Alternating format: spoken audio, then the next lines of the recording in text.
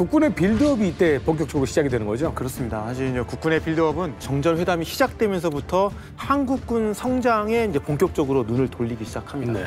재편성이라는 것은 더 나은 군대를 만든다.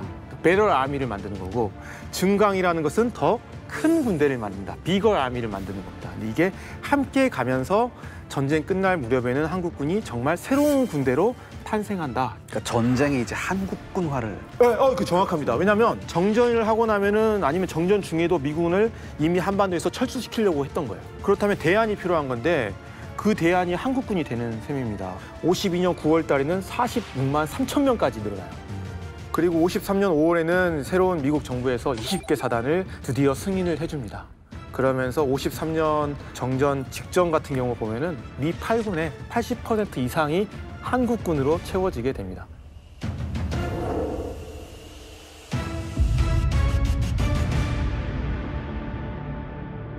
공군도 뭔가 생기지 않았을까? 우리 공군이 정말 철저하게 정말 힘든 상황을 많이 겪었었잖아요. 그렇죠. 우리 공군도 좀 발전이 있나요? 저희가 해군에 대해서는 흥남철수나 그런 쪽에서 네. 그 역할 말씀드렸는데 공군을 그동안 못 말씀드렸고 상당히 죄송스러운 마음이 있었습니다. 다만 어쩔 수 없이 우리 공군의 절대적인 크기가 굉장히 아직은 부족했기 때문에 지금까지 미뤄진 것 같은데 그래도 우리 공군이 빼놓을 수 없는 전공들 지금 이 시점에서 한번 살펴볼 때가 되지 않나 싶습니다.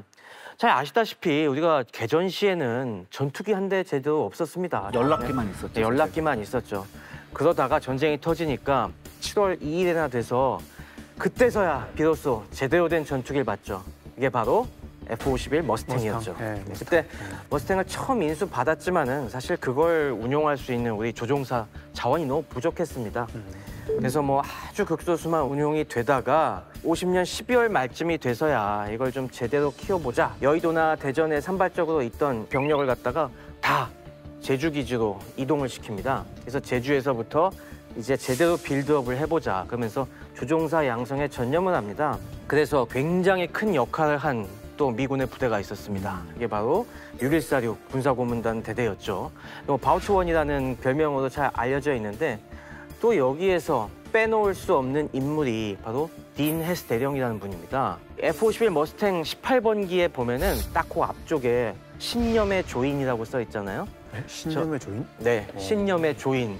근데 저걸 몬 비행사분이 바로 딘 헤스 대령입니다. 저분도 국군을 사랑하시고 대한민국 공군 발전에 정말 이바지하신 분인데 사실 F-51이라는 기종이 이미 미 공군 내에선 퇴물이지 않습니까? 그래서 조종사들도 웬만하면 안 모으려고 했고 야, 내가 뭐 이런 거 교육시키고 있어야 돼 라고 했는데 저분은 야, 내가 이 대한민국 공군을 위해서 교육을 시켜줘야겠다. 이게 뭐가 중요하냐면은 전투기는 편대 단위로 움직이지 않습니까? 그러니까 편대장의 역할이 굉장히 중요해요. 그래서 앞서서 이끌어주고 요기들을 잘 유도해주고 해야 기량이 느는데 우리 공군 조종사들이 당연히 그런 경험이 없었기 때문에 이 6146 부대 경험 많은 미군 조종사들과 꼭 쌍을 이뤄서 출격을 해야 됐습니다. 그래서 이 6146 부대 조종사들이 우리 파일럿들을 잘 교육시켜주면서 초반에 이렇게 빌드업을 시켜나갔죠. 그래서 전선이 안정화되고 전반적인 한국군의 빌드업 시점과 함께 공군에서도 야, 이제는 우리가 자립할 만한 시기가 됐다. 우리 공군 부대를 갖다가 다시 한번 정비하기로 합니다. 그래서 전방에 있던 항공기들을 다 후방 사천기지로 빼기로 작정을 합니다. 1951년 6월부터 홀로서기 이제 그동안 수고해주신 미군 파일럿들 없이 우리가 양성된 우리 파일럿들이 편대장까지 하는 이런 조직으로 거듭나기 시작을 했고요. 그러니까 이때부터 단독 작전이 가능해요. 그렇죠. 단독 작전에 이제 준비를 갖다가 차분히 하면서 사천기지에선 당연히 북폭은 못해요. 그래갖고 그 경험을 어디서 쌌냐면은 지리산 공비토벌하는 데 지원을 하면서 이제 조금씩 더 쌓아갔고 그러면서 전방으로 나가기 시작한 것이 1951년 9월입니다. 어디를 거점으로? 강릉입니다. 이게 바로. 이곳은 또 누가 육군이 담당하는 구역이었습니까? 바로 우리 육군 1군단이 담당하는 구역이기 때문에 우리 국군 후방을 우리 국군 조종사들이 지원을 해준다. 굉장히 의미가 있었던 것이죠. 1951년 10월부터 우리가 본격적인 북을 향한 단독작전을 실시해서 그래서 이때 유명한 김용환 대령이 이끄는 부대들이 작전을 해갖고 1951년 동안 총 645회 출격을 달성을 합니다. 그래서 한 10월 달 정도에 한 20대 정도까지 확대가 되고요. 그래서 종전까지는 이 강릉을 기지로 한 부대가 우리 F-51 머스탱이 78대까지 증강이 돼서 다양한 단독 작전을 수행합니다. 그래서 52년이 되면은 유엔군 공군도 휴전의 담이 계속 지지부진하니까 공산군의 길을 더 확실하게 꺾어야 된다. 더욱더 맹렬한 폭격을 통해서 적의 후방의 보급로를 완전히 차단하고 여러 산업시설까지 싹 쓸어버려야 한다는 그런 대규모 작전에 돌입을 하게 되고요. 거기에 이제 우리 대한민국 공군도 중요한 일을 담당하기 시작합니다. 그래서 52년에 우리 대한민국 공군이 참전한 중요한 작전이 3개가 있는데 그중에 첫 번째로 살펴볼 만한 것이 바로 승오리 철교 폭격작전입니다. 대한민국이 식민 지배에서 벗어난 지 몇 년 되지도 않은 상황이고 그렇죠. 태어난 아기가 전쟁을 겪은 거예요. 근데 거기에서 드디어 총칼을 쥐고 전쟁을 시작해서 거둔 그 몇 대 전투가 있는데 그 4대 승전 중에 하나인 거잖아요. 이 네. 승리가. 네, 그렇습니다. 그러니까 1951년 말 승오리 철교는요. 북한 후방 보급로에 굉장히 중요한 요충지였어요. 그러니까 이게 평양 동쪽 10km 지점에 있었는데 북한군과 중공군은 이 경의선하고 만포선을 통해서 서부하고 동부 전선에 이제 보급을 하게 됩니다. 이렇게 굉장히 중요한 곳인데 맞습니다. 남북을 잇는 철도는 많이 있는데 네. 이 동서를 잇는 철도, 그러니까 순천 쪽에서 그렇죠. 고원을 거쳐서 함흥과 원산으로 나가는 철도는 이 딱 하나밖에 없어요. 그 선 중간에 있는 게 승오리 철교입니다.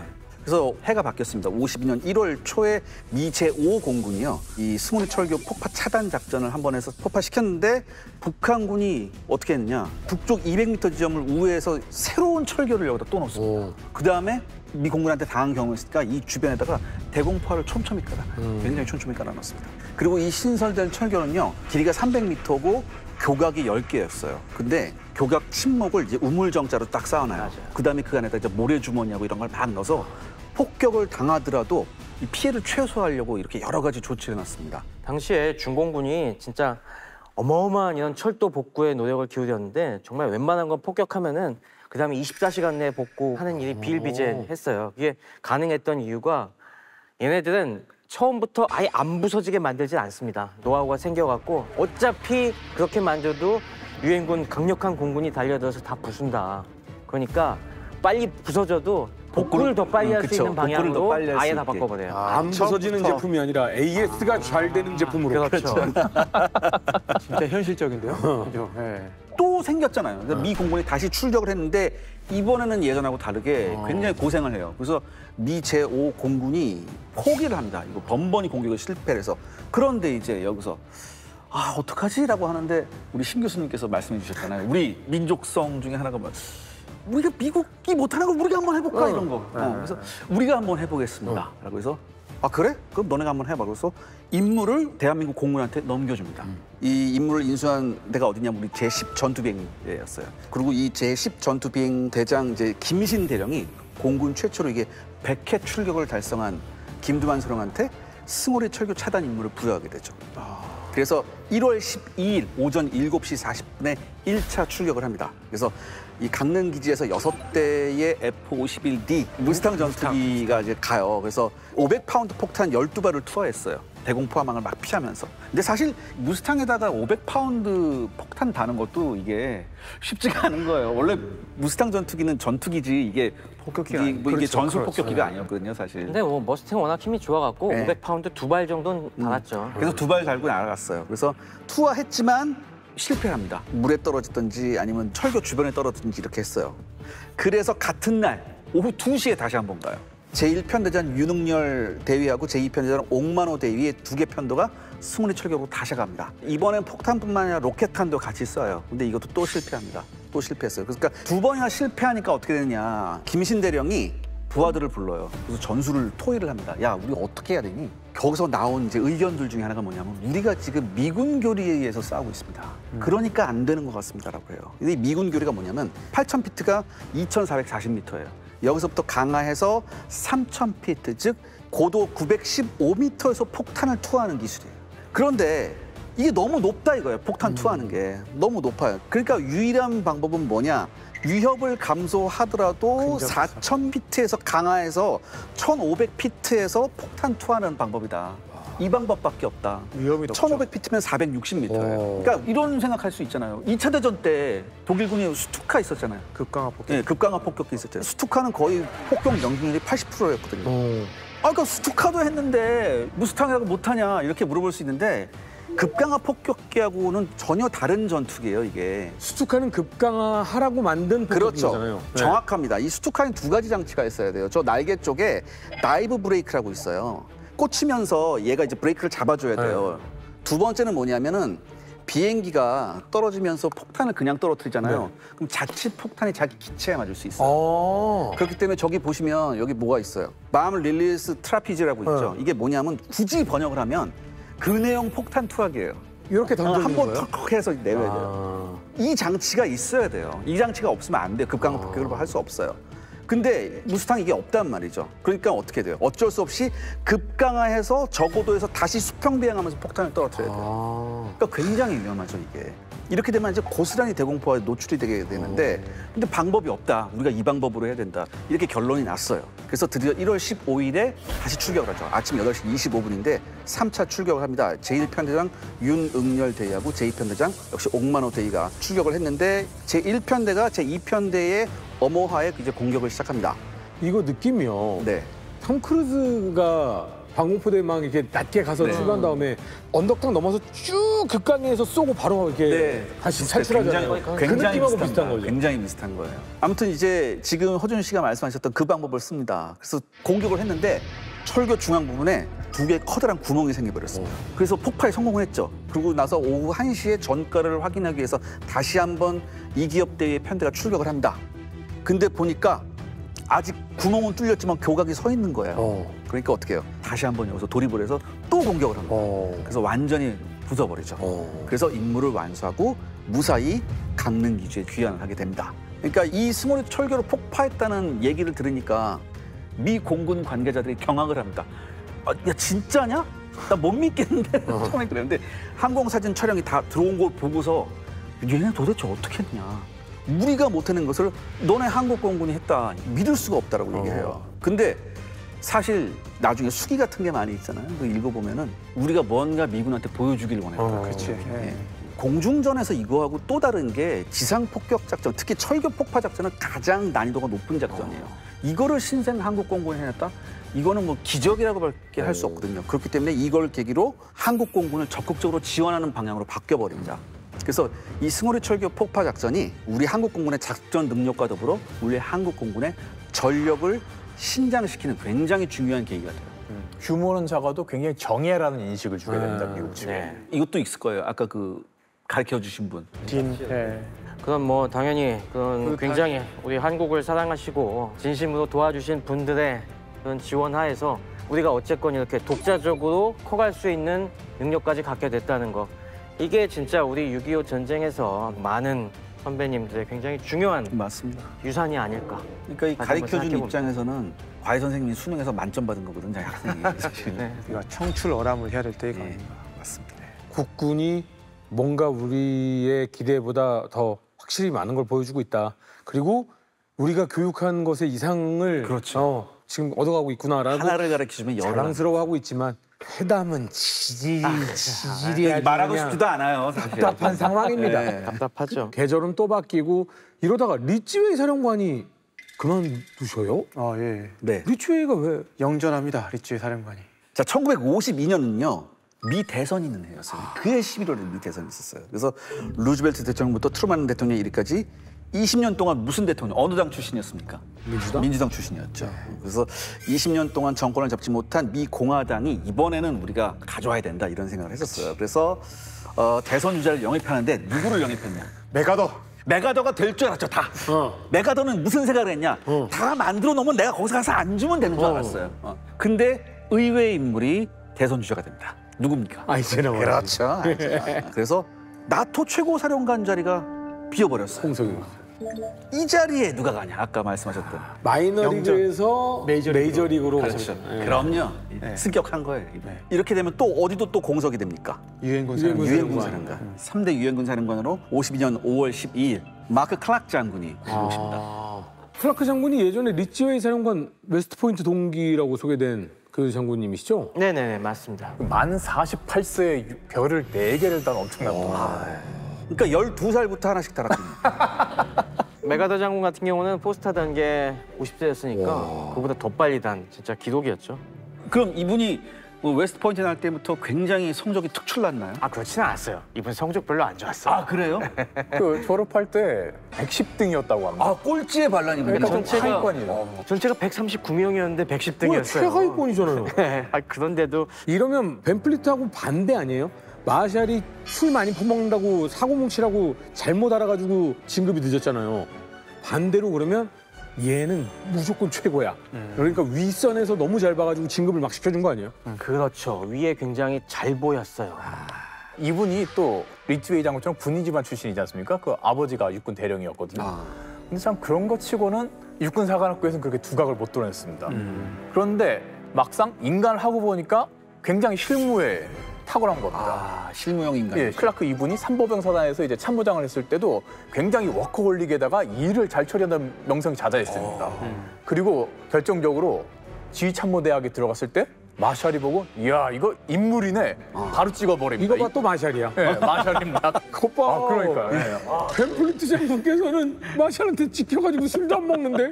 아 너는 내가 키워주겠다. 이래가지고 마샬의 눈에 든 이후부터 진짜 막 승승장구합니다. 심지어 1941년에 어떤 일이 있었냐면 미 육군이 전쟁이 임박하니까 대규모의 육군 기동훈련을 하는데 이때 실무를 전담했던 게 클라크입니다. 이때 훈련장 부지 선정부터 이런 훈련 계획 같은 거를 탁월하게 처리하니까 마샬이 너무 좋아하는 거죠. 야 역시 너 내가 잘 봤어 하면서 1941년에 중령에서 대령을 건너뛰고 바로 육군 중장을 달아버립니다. 그러니까 관리의 클라크란 말이 있어요. 그러니까 어떤 대규모 조직들을 갖다가 실제로 관리하려면은 거기 처리해야 될 수많은 그 자질구레한 일들 있잖아요.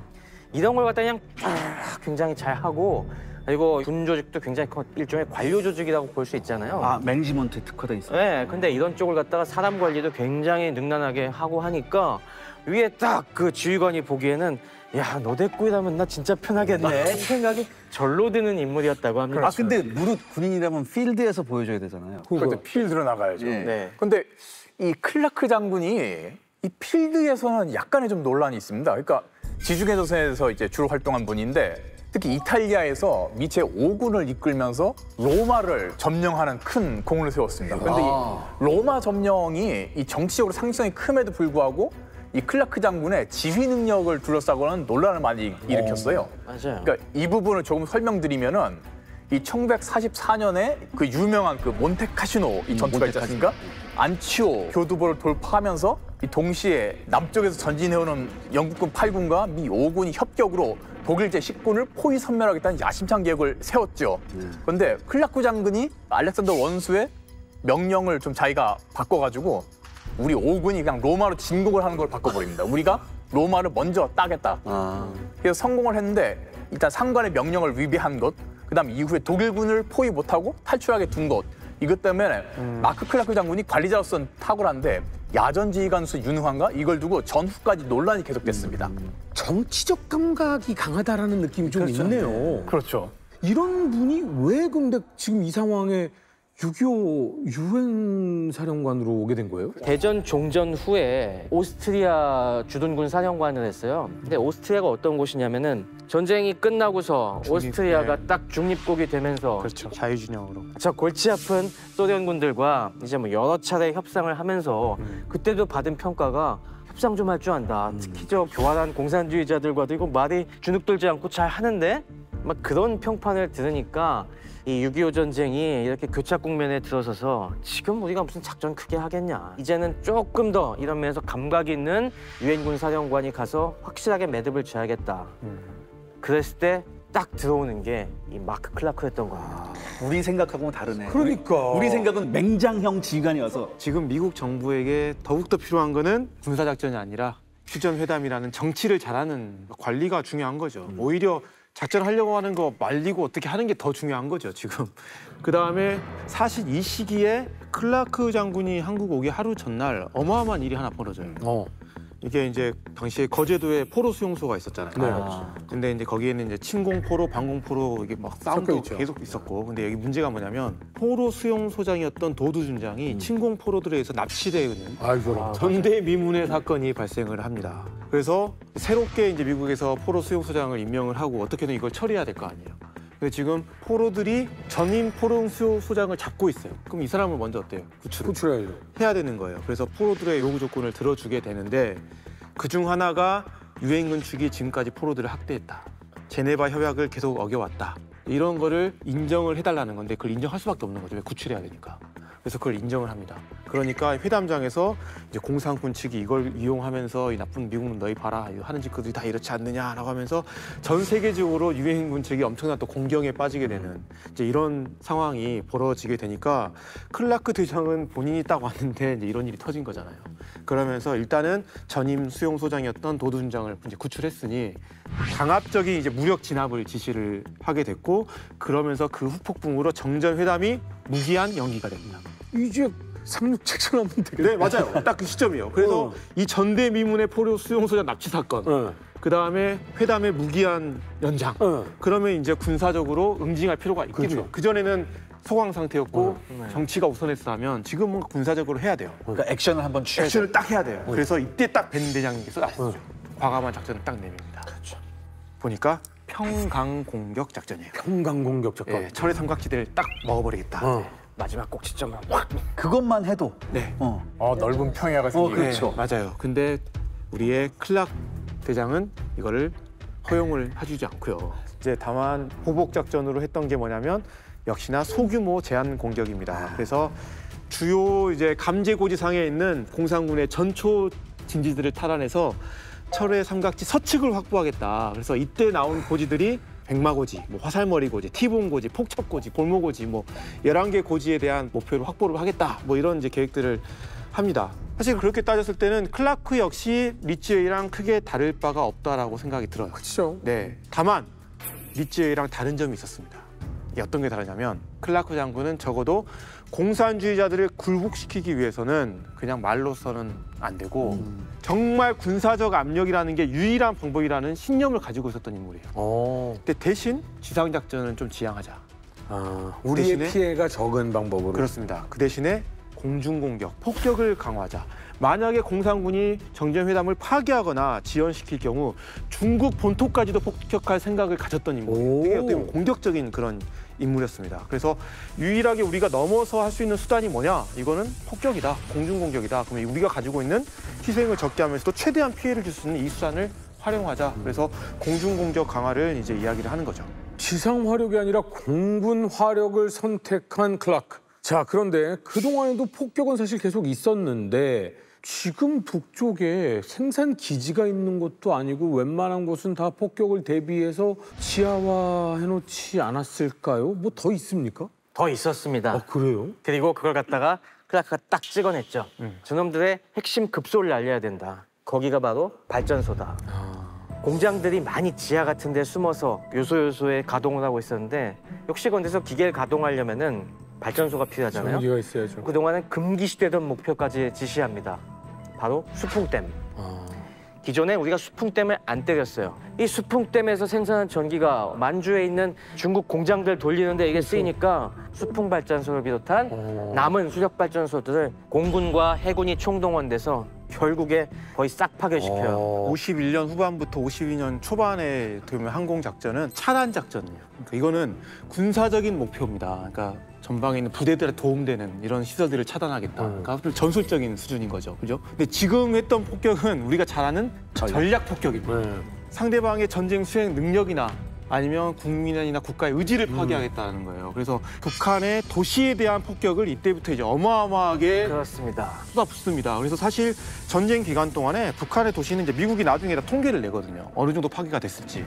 평균적으로 90% 이상이 다 파괴됐어요. 맞습니다. 이제 네. 6월 23일부터 26일까지 발전소 폭격이 있은 다음에 곧바로 7월이 되니까 평양 폭격에 들어갑니다. 7월 11일에 무려 3차례 1000대가 넘는 폭격기를 보내갖고 행정시설 뭐 이런 걸 완전히 싹 그리고 주변에 작은 공장들까지 해서 확 쓸어버립니다. 그리고 이때 우리 공군도 참전을 했어요. 네, 승호리와 그 전에 52년 3월 달에는 또 송림제철소 폭격에 같이 들어갔었는데 여기서도 평양 폭격에도 우리 공군이 일익을 담당했고요. 이거 한 번 갖고 안 되겠다. 그래서 이것도 역시 몇 차례에 걸쳐서 평양을 정말 완전히 파괴가 됩니다. 그 멀쩡한 건물에 하나도 그렇죠. 없이 그냥 회담 안 한다고? 그럼 어떻게 되는지 보여줄게. 맞아요, 이렇게 그거예요. 하면. 그러니까 압박을 넣는 거고 평양뿐만 아니라 북한에 있는 거의 대부분의 도시들이 다 망가졌고 심지어 폭격할 곳이 없으니까 이제 저수지 같은 것도 폭격을 합니다. 여기 이제 물을 방류시켜가지고 농사를 못 짓게 하려고 아무것도 못해. 너희들은 이제 아무것도 못해. 지옥을 경험하게 될 거야. 막 이런 맞습니다. 느낌이. 그래서 6.25 전쟁 기간에 북한에 쏟아부었던 폭탄의 양이 뭐 태평양 전쟁 네. 통틀어서 했던 양이랑 비슷한 수준이었다라고 할 정도로 어마어마한 양의 네. 폭탄을 이 지역에 이제 부었던 거죠. 그렇죠. 근데 이 52년 폭격 얘기를 하니까 또 불현듯 또 하나의 비극이 생각이 나네요. 물론 이 지금 전략 폭격으로 이행한 시기는 52년 6월이지만은 그렇죠. 네네. 그 52년 그 전에도 여러 가지 가열찬 네. 북한 폭격을 하는 와중에 맞습니다. 네. 우리의 벤 장군님에게 진짜 큰 개인적인 불행이 닥쳐옵니다. 그렇죠. 네, 아들이 북폭에 나섰다가 네. 행방불명이 된 사건이 벌어졌죠. 그것도 외아들이었죠. 네. 네. 또 아들이 네. 가기 전에 편지도 쓰잖아요. 굳이 올 필요 없는데 아. 왜 아버지가 왔으니까 나도 와서 싸우겠다. 뭐 이런 네. 느낌이잖아요. 제임스 펜플리트 주니어 한국에 배치되기 전에 또 결혼한 상태였어요. 아유. 아이도 낳고 딱 그렇게 해서 정상적인 상황이었다면은 애 쑥쑥 커가는 그런 기쁨을 누렸어야 될 젊은이인데 그렇죠. 야간 폭격을 나갔다가 돌아오지 못했습니다. 근데 이 장군과 장군의 아들들 참 수많은 부자 참전하신 분들이 많죠. 네, 맞습니다. 그 점에 있어도 사실 벤플리트 장군이 결코 예외적인 아니라는 걸 우리가 잘 알 수가 있는 것이 6.25에 참전한 미군 장성의 아들이 10명, 20명이 아니라 무려 142명입니다. 진짜 많이 참전했네요. 네. 아. 그리고 그 중에서 실종, 사망 포함하여 사상자가 35명이나 나왔습니다. 야, 노블리스 어블리지죠. 네, 지금 이제 명예를 중시하는 미국의 전통이 반영되는 모습이 아닌가 싶습니다. 140명이 넘는 이 장군 아버지를 둔 참전자들 뭐 몇 명 살펴보면은 방금 얘기한 우리 유엔군 사령관 클라크 장군의 아들도 여기 참전했습니다. 미 제2사단 우리 인디언 애들 사단에서 복무했었고 그래서 여기서도 뭐 당연히 훈장까지 받을 정도의 전공을 세웠습니다. 정예사단에 있었네요. 네, 수훈 십자장 1개 받고 은성 훈장도 2개나 받고 퍼플하트 또 이건 부상이 부상이 됐어요. 부상이 네, 그래서 부상이 좀 너무 후유증이 심해갖고 6.25 전쟁 이후에 오래 복무를 못하고 1955년에 전역해야 될 그 정도였습니다. 미 해병대에도 유명한 부자가 있습니다. 이제 필드 해리스 중장, 이분이 누구냐면은 미 제1해병 항공단장으로서 우리가 얘기해왔던 해병대가 참전해왔던 뭐 인천 상륙작전 이후에 연희고지 뭐 서울 수복하고 그 와중 그리고 원산 상륙작전하고 장진호 전투하고 그때 다 근접 항공 지원의 핵심이 해병대 항공대였거든요. 그 사령관인데 이 아들 윌리엄 해리스 중령도 지상군으로 싸워서 미 1해병사단에 우리가 7연대 있지 않습니까? 7해병연대 장진호 3대 대장으로 싸웠습니다. 그리고 저희가 얘기했던 바로 그 장진호 전투에서 전사했습니다. 끝내 발견되지 못해갖고 결국에 전사 처리됐고요. 나이가 불과 32살이었습니다. 또 아버지는 먼저 가셨지만 패튼 장군, 패튼 장군의 아들 조지 패튼 4세가 역시 아버지의 뒤를 이어서 기갑병과에서 또 대활약을 했습니다. 그러면 여기서 끝난 게 아니라 계속 역시 군인 집안답게 무운을 쌓아서 베트남 전쟁까지 갔습니다. 대단하다. 여기서 케이스 하나만 추가시키고 싶은 게 워커 중장입니다. 네, 워커 그렇습니다. 중장이 아들이 또 샘 워커가 중대장으로 있었고 꼭 이분도 한번 기억해 줬으면 좋겠습니다. 그리고 새로 대통령이 된 아이젠하워, 아이젠하워의 아들도 여기 한국에 우리 복무했었습니다. 아이젠하워 아들도 네. 근데 이 존 아이젠하워는 2차 대전 때도 참전을 했었는데 항상 걱정이 아버지가 너무 높으니까 항상 걱정한 게 혹시 전방에 있다가 포로로 잡히면 어떡하지? 이거 참 위험한데 그래서 적당히 했을 때 다 참모로 다시 돌리긴 했었죠. 사실 그것도 사연이 있어요. 그래갖고 1952년에 이 삼보병 사단의 대대장으로 있다가 이 아버지가 딱 대통령이 되니까 더 부담스러워진 거야. 그전엔 사령관이었는데 이제는 대통령까지 됐으니 야, 안 되겠다. 그러니까 그냥 너는 참모로 가자 해서 G2 부참모장으로 갔죠. 원래는 그거에 대해서 막 저항을 했어요. 그래갖고 뭐 본인이 저 이런 식으로 하시면은 괜히 특혜받는 것 같고 부담스럽습니다. 제가 만약 진짜 프로가 되는 일이 생기면은 제가 자결하겠습니다.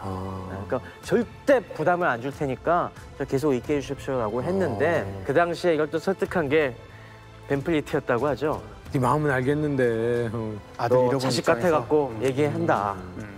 너 알잖니? 짐이 보냈다. 너까지 이러면은 내 아버지도 그렇고 나도 마음이 안 좋을 것 같다. 뭐 그런 식으로 얘기를 하니까 알겠습니다. 그러고서 참모로 갔다고 합니다. 세계대전급의 전쟁이라고 할 수는 6.25. 하지만 전략폭격의 여파일까요? 52년 10월 정전회담은 결국은 결렬이 됐습니다.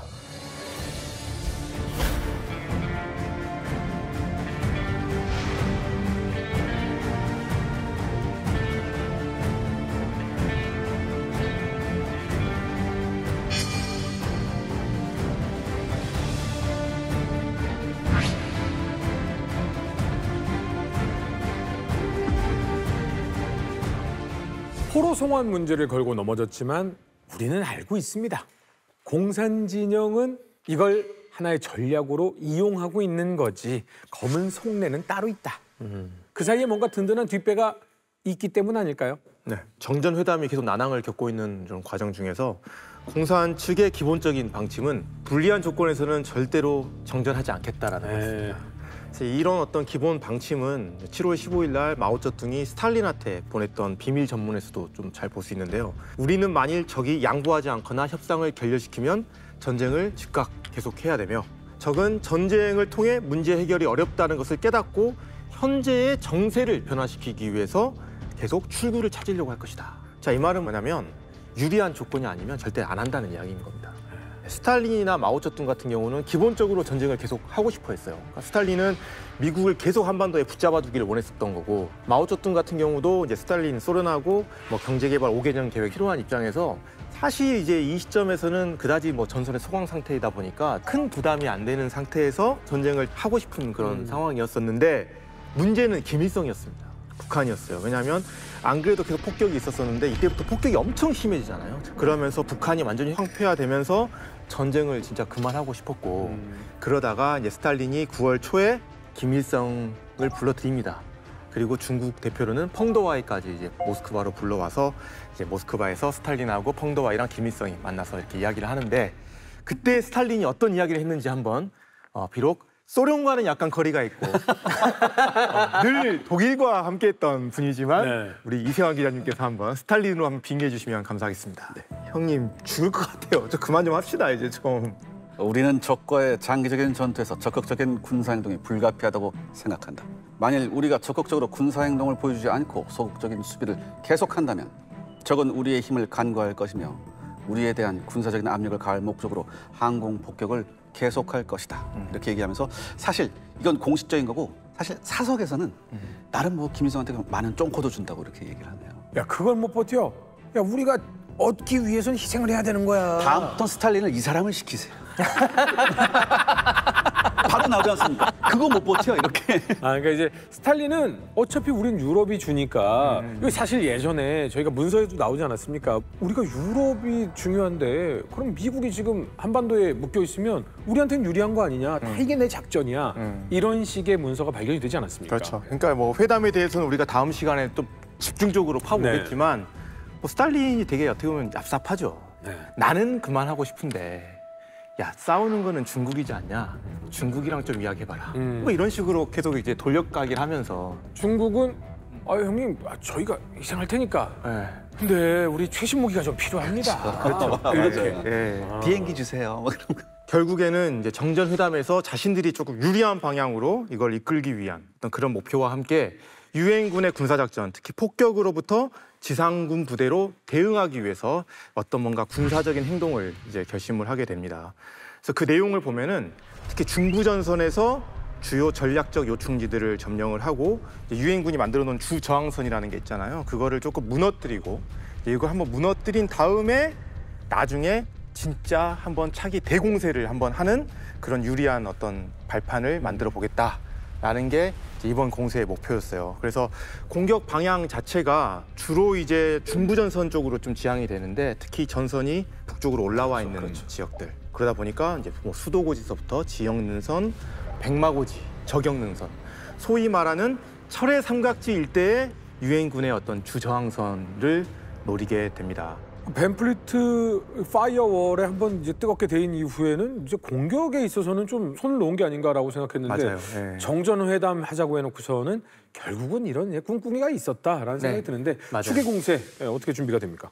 네, 1951년 춘계 공세 실패 이후 한동안 뜸했었지만은 그동안 약 1년간 중공군 나름대로는 우리가 그동안 어마어마한 준비를 해왔다 이걸 자부하던 상황이었습니다. 당장 중공군 내부의 평가가 1951년 춘계 공세 때는 계속 봐왔지만은 공세 지속 기간이 일주일에 불과했습니다. 일주일만 공격하면 탄약과 식량 이런 게 다 떨어져 갖고 어쩔 수 없이 퇴학할 수밖에 없었는데 이제는 다르다. 이제는 우리가 한 달 정도는 공격할 수 있다. 이 정도의 체력을 비축했다라는 평가를 하고 있었고요. 그 이면에는 그동안 아무래도 후방 보급 부대라든가 각종 지원 부대, 방공 부대 이런 것들을 대폭 확충을 했습니다. 그리고 갱도 진지를 어마어마하게 만들어 놓습니다. 그래서 갱도 진지 속에다가 유엔군의 공수를 받아도 끄떡없는 이런 창고들을 많이 지어놨기 때문에 여기에 식량은 한 3개월분 정도를 갖다가 비축해 놓을 수가 있어요, 이제. 이것도 여러 가지 뭐 포병이나 기갑 전력도 증강을 했어요. 그래서 이 당시에는 뭐 야포나 유탄포 같은 거 한 1,500문, 그리고 대공포도 한 1,000여 문, 박격포는 약 5,000문 정도까지 확보를 해놨고요. 또 중공군도 이제 기갑 전력을 집어넣기 시작을 해갖고 전차와 자주포가 한 500대 수준까지 증가합니다. 그래서 한 2개 기갑사단 정도. 그리고 또 한 가지 큰 변화가 있었습니다. 리더십의 변화가 있었어요. 리더십이라 하면 지휘관. 그렇죠. 최고 지휘관. 최고 지휘관, 우리를 괴롭혔던 펑또와이가 중국으로 돌아갔습니다. 사실 이 사연도 좀 재밌습니다. 그 당시에 펑또와이 볼에 종양이 막 생겨나기 시작했어요. 종양이 점점점 막 커지고 그래갖고 주변에 그 당시 부사령원이 천공이었는데 네. 천공이 사령관님 이거 뭔가 좀 심상치 않아 보이는데 이거 좀 치료 좀 받으셔야겠어요 라고 막 하는데 펑또와이는 병원 가는 걸 되게 싫어하는 사람이었거든요. 그래서 괜찮아 좀 있으면 나을 거야 뭐 이 정도 갖고 남자가 원래 그런 분들일수록 병원은 무서워요. 주사 무서워. 근데 막 이게 낳기는커녕 점점점 종양이 커지니까 천공이 걱정이 돼갖고 본국에 연락합니다. 저원라이한테 연락을 해서 데려가라고. 좀 심상치 않은데 이거 핑계를 잘 대셔갖고 소환을 해서 치료 받게 해주십시오. 그래갖고 마오쩌둥 명령으로 치료받으라는 얘기를 안 하고 중요한 회의가 있으니 베이징으로 출두해 이렇게 명령을 내립니다. 그래서 펑또와이가 갔는데 가자마자 마오쩌둥이 너 병 났다며 당장 병원 들어가 하면서 병원에 집어넣습니다. 신원도 철저히 비밀로 했어요. 귀국하는 것도 비밀로 하고. 술렁술렁 네, 하려고 그죠. 그러면 사기에도 큰 영향을 미치니까 왔는데 의사들이 진찰을 해보고서 안 씻은 지 오래되신 것 같네요. 아까 뭐 피지예요? 그렇죠. 이게 워낙 안 씻으니까 진짜 안 씻어서 그 정도 종양이 생긴다고? 진짜 워낙 험한 시절이었으니까 네, 씻기 당시는- 어려운 건 사실이었지만은 거의 뭐 한 달 동안 안 씻고 그랬다고 하더라고요. 그래서 병원에서 치료 받고서 금방 나았어요. 근데 마오쩌둥이 돌아가지 말고 너 여기서 좀 더 큰 일을 해라 이렇게 시킵니다. 그래갖고 펑또와이가 중국에 남아서 추진한 일이 중공군의 개혁이었습니다. 펑또와이가 사실 한반도에 와서 전투를 치러오면서 정말 많은 걸 느꼈다고 해요. 그렇겠죠. 세계적인 수준에 비하면 뒤처진 군대구나. 어렴풋이는 알고 있었지만은 미군의 실력이 정말 이 정도구나. 우리 중공군이 예전처럼 군벌들 놀던 방식으로 싸워서는 더 이상의 현대전에 우리가 승리할 수 없다는 걸 뼈저리게 깨닫고서 이때부터 중공군의 대개혁에 착수합니다. 그리고 상징적으로 이 당시에 결정한 것이 뭐냐면은 계급 체계를 다시 도입해야겠다. 그렇지. 사실 공산군은 러시아 혁명 이후에 제국주의적 잔재라고 해서 다 없애버렸지 않습니까? 통합 군사교리 뭐 하는. 그렇죠. 네. 그런데 소련군도 정작 독소전 막 치르고 하면서 그 무렵부터 해서는 이래 갖고는 못 싸운다 해 갖고 계급을 도입했는데 중공군은 끝까지 국공내전 때까지도 계급 없이 우리 6.25 전쟁까지 마찬가지로 이렇게 싸우다가 펑또와이가 그걸 느낀 겁니다. 계급이 없으니까 소규모 부대들 지휘는 뭐 별 문제가 없는데 이렇게 거대한 군대를 체계적으로 지휘하는 데는 굉장히 문제가 있다. 또 이게 군대 같은 경우는 특히나 중요한 게 균질한 조직을 유지하는 게 중요해요. 거대한 부대들 끊임없이 소모되면은 보충되고 해야 되기 때문에 부대들 입출입이 굉장히 많은데 그랬을 때 계급이 없으면은 위계가 안 잡힙니다. 맞습니다. 그래서 이 당시 펑토와이가 52년부터 여러 가지 준비를 해갖고 계급 체계도 다시 도입하고 전반적인 군의 편제 개혁 그리고 조직 개혁 다양한 개혁 조치를 만들어서 준비를 하고 그리고 한반도는 명목상으로는 아직 펑토와이가 사령원 직위를 유지하지만은 실질적인 지위는 천건과 덩화에게 맡겨놓습니다. 그래갖고 이제 펑토와이가 이렇게 개혁을 하겠다고 하니까 그전엔 사실 내부에 반대하는 사람도 많았는데 그러면은 펑토와이가 그랬다고 해요. 너 다음번에 한반도 들어갔다 와. 이렇게 해서 싸워보고 와. 싸워보고 오면은 다 생각이 바뀌는 겁니다. 제가 생각이 짧았습니다. 우리 개혁해야 되는 거 맞습니다. 라고 해갖고 중공군이 이 당시 뭐 병력은 100만이었다고 하지만 실질적으로 한반도에 들어갔다 나온 연인원으로 따지면 290만 명 정도가 들어오고 총 참전 인원이. 네, 장교들은 거의 다 들어갔다 왔다고 보면 돼요.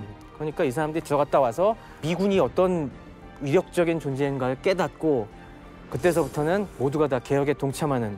그래서 저는 만약에 중공군이 이때 분위기 타고 펑토와의 이런 개혁이 착실히 수행됐으면은 정말 무서운 세상이 왔겠다는 생각을 합니다. 그런데 다행히 문화대혁명. 그렇죠. 네, 역사는 그렇게 돌아가지 않죠. 네. 그래서 역사가 재밌는 것 같습니다. 자, 공산군의 추계 공세. 그 핵심에는 백마고지 전투가 있습니다. 비무장지대에 있잖아요. 네. 당연히 가보셨겠죠? 백마고지는 뭐 10번 이상을 가봤고요. 주변 뭐 이렇게 해가지고 실제 그 백마고지 위를 밟아본 게 2번입니다. 그 안에는 지금도 이제 우리 국군의 GP가 있어서 민간인은 들어갈 수 없는 지역이긴 한데 심정이 남다르죠. 아 진짜 거기 올라가서 딱 보고 중공군이 오는 방향이나 뭐 이런 것도 한번 걸어보기도 하고 보니까 이 고지가 비록 높이는 395고지밖에 안 되는 고지지만 왜 이렇게 치열한 전투가 벌어졌을까라는 게 너무 와닿더라고요. 옆에서 보면은 거의 위에가 평탄해요. 이런 모습으로 거의 평탄하게 펼쳐져 있다는 것을 우리가 이제 사진으로 볼 수 있을 것 같습니다. 네, 제가 저기 우리나라 중부전선 철의 삼각지대 일원의 지형도를 갖고 와봤는데요. 이 철원 평강 평야가 있는 곳입니다. 쫙 용암대지가 형성이 돼 있어갖고 가보면은 야 대한민국에 이런 평야가 있다니 깜짝 놀라는 지점인데요. 그렇죠. 저기가 딱 어디 선을 긋고 방어하기가 상당히 애매합니다. 네. 평평하다 보니까 평평한데 선 긋고 이 전선 세우기가 어렵잖아요. 맞아요. 원래는 그래서 쫙 밀고 올라갔어야 되는데 여러 가지 정치적 이유로 저희가 저길 다 장악하지 못한 상황에서 저기 지도에 보시다시피 애매한 지금 전선이 그어져 있습니다. 네. 그러다 보니까 저 지역을 제대로 방어하기 위해서는 저 평야만 장악해서 되는 게 아니라 저 평야를 감지할 수 있는 양옆의 고지를 장악하는 게 되게 중요해요. 그렇죠. 네. 근데 저 철의 삼각지대 우리 쪽으로 와 있는 이 철원과 김화 쪽 양쪽 끝발을 보시면은 굉장한 또 산군들이 펼쳐져 있습니다. 네. 그래서 이 철원 쪽을 가보시면 지금도 저희가 경원선 타고 백마고지역이 종착역이지 않습니까? 네. 그래서 딱 내려서 산 쪽을 보면은 백마고지가 딱 보여요. 맞아요. 395고지가 보여갖고 네. 야 저기는 어떻게든 장악해야겠다. 그 생각이 저기서 절로 감제가 듭니다. 엄청 되겠구나라는 생각이 만약에 들어요. 저길 뺏기면은 그 다음부터는 평야기 때문에 쭉 밀려나는 네, 거죠. 거기서부터는 그냥 쭉 저 밑까지 밀려날 수밖에 없습니다. 그러다 보니 어떻게든 역곡천이라는 조그만 천이 있는데 그 천 바로 북쪽에 있는 고지군들을 장악해야 이 철원 방향의 안전을 확보할 수가 있고요. 반대쪽도 마찬가지입니다. 반대쪽 저 김화 쪽에도 또 어마어마한 산이 하나 더 있습니다. 거기 가보시면은 오성산이라는 굉장히 중요한 산이 있습니다. 오성산은 더 높아요. 거긴 해발 1000m가 넘는 데인데 적영능선 네. 곳과 관련되어 있는 곳입니다. 그렇죠. 네. 그래서 역곡천 주변에 백마고지 일원의 요 고지들을 확보하기 위해서 사실 1952년 초중반부터 이 8군이 딴 데는 공격 안 해도 고기는 뺏어라. 그래서 계속 공격을 시도해요. 그래서 그 역곡천 주변의 고지들을 보면은 재밌는 모양들이 보여요. 이게 그냥은 잘 안 보이실 것 같아갖고 제가 뭐가 보이는지 딱 대조될 수 있는 실물을 붙여놔봤습니다. 저기 잘 보시면은 저 백마고지도 저 위에 지형도에서 보시면은 저 말 모양이 보이고요. 페라리네. 네, 페라리 모양이 딱 보이고 저 거기서 약간 서쪽으로 가면은 삐쭉하게 남쪽으로 나와 있는 게 있는데 이게 바로 화살 이 머리입니다. 화살초. 네, 화살촉 부분이 저렇게 있고 조금 더 서쪽으로 보이면은 약간 T자 모양으로 보이는 데가 있죠. T. 예. 저걸 딱 보면은 티본 스테이크예요? 기본 스테이크가 생각나지 않습니까? 그리고 저기서 조금 더 내려가면은 보기는 작았을 안 보이는데 이게 확대시키면 보이죠. 네. 도끼 모양으로 보이는 게 우리 흔히 얘기하는 돈마호크, 이 영어로는 폭찹이라고 하는 그 모양이 보이는 겁니다. 저기는 진짜 가보시면은 그냥은 아무 느낌이 안 들어요. 왜냐면 그냥 평범한 우리나라 이 동네 산들이랑 전혀 다를 게 없기 때문에 그러면 구분이 안 되잖아. 그래서 저런 고지들에 대해서 미군들이 저거 폭찹고지, 저거 티본 고지, 저거 화살머리 에로헤드 고지 이런 식으로 이름을 막 붙여서 저희 구분을 해놨습니다. 공군들이 있으니까 가능한 거 아니에요? 지형도 쭉 보고 항공사진 보면은 탁탁 보이는 그런 거죠. 그래서 벤플리트 사령관은 단단한 우리의 철의 삼각지대 서쪽 측방을 굳힐 수 있는 저런 고지들은 무슨 수를 다해서라도 확보해라 라고 했고 누가 보기에도 특히 그중에서 딱 첨단에 있는 백마고지, 우리 395고지는 여기야말로 중공군도 당연히 노릴 만한 곳이다. 그러니 여기 방어를 아주 철저히 하라는 특별 지시를 내린 겁니다. 이 백마고지 지키는 게 편리전투의 구사단이라면서요. 그렇습니다. 턴어라운드 준비돼 있습니까? 턴어라운드 아주 좋은 말씀입니다. 예. 후방에 있는 야전 훈련 사령부 FTC로 가서 한국군이 체계적으로 사단이 훈련을 받아라. 가장 먼저 들어갔던 한국군 사단이 바로 구사단이었습니다. 아하.